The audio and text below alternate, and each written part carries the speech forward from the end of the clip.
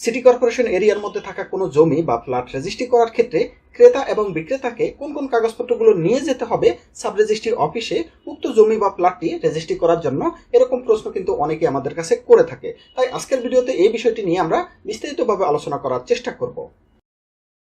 তো এক্ষেত্রে প্রথমেই যে ডকুমেন্টসটি লাগবে সেটি হচ্ছে উক্ত জমি বা প্লট বা অন্য কোনো স্থাবর সম্পত্তির বিক্রেতার জাতীয় পরিচয়পত্র বা এনআইডি কার্ডের মূল কপিটি লাগবে।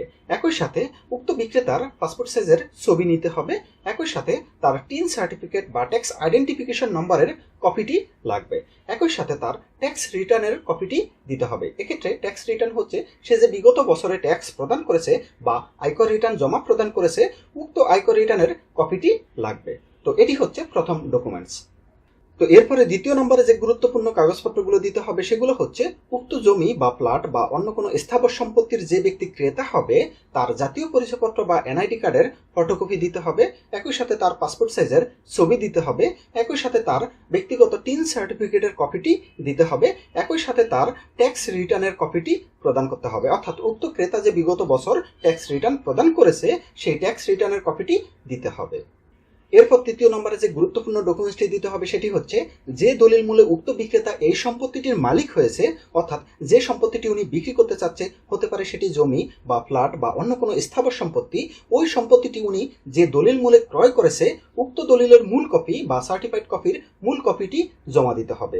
ধরুন আপনি যে জমিটি বিক্রি করতে চাচ্ছেন ওই জমিটি যে দলিলের মাধ্যমে আপনি ক্রয় করেছেন সে দলিলের মূল কপিটি এক্ষেত্রে লাগবে। এক্ষেত্রে অনেকেই এটিকে কিন্তু লাস্ট বায়া দলিলও বলে থাকে। সুতরাং ওই দলিলের মূল কপি বা সার্টিফাইড কপিটি জমা দিতে হবে।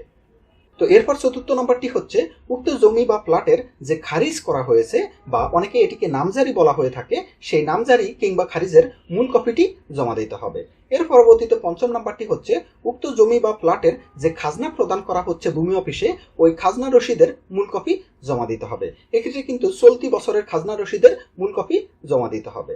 এরপর ষষ্ঠ নাম্বারটি হচ্ছে উক্ত জমির যে ফর্সা রয়েছে অর্থাৎ খতিয়ানের কপিটি রয়েছে সেই খতিয়ানের কপিটি জমা দিতে হবে। তো উপরোক্ত এই কাগজপত্রগুলো কিন্তু আপনারা যখন সিটি কর্পোরেশন এরিয়ার মধ্যে কোনো জমি বা ফ্ল্যাট বা অন্য কোনো স্থাবর সম্পত্তি, হতে পারে সেটি দোকান বা অন্য কোনো কিছু, যেগুলো স্থানান্তর করবেন বা সেগুলো রেজিস্ট্রি করার জন্য সাব রেজিস্ট্রি অফিসে যাবেন, তখন কিন্তু আপনারা এই সমস্ত কাগজপত্রগুলো অবশ্যই নিতে হবে। এগুলো যদি না নেন সেক্ষেত্রে কিন্তু সাব রেজিস্ট্রার আপনার ওই দলিলটি রেজিস্ট্রি করবে না, আপনাকে ফিরিয়ে দিবে। সুতরাং এই বিষয়টি মনে রাখবেন। আর এই বিষয় নিয়ে যদি কোনো প্রশ্ন থাকে সেক্ষেত্রে কমেন্টে আপনার প্রশ্নটি করবেন, আমরা অবশ্যই উত্তর দেওয়ার চেষ্টা করব। তো সবাইকে ভিডিও দেখার জন্য ধন্যবাদ। আল্লাহ হাফেজ।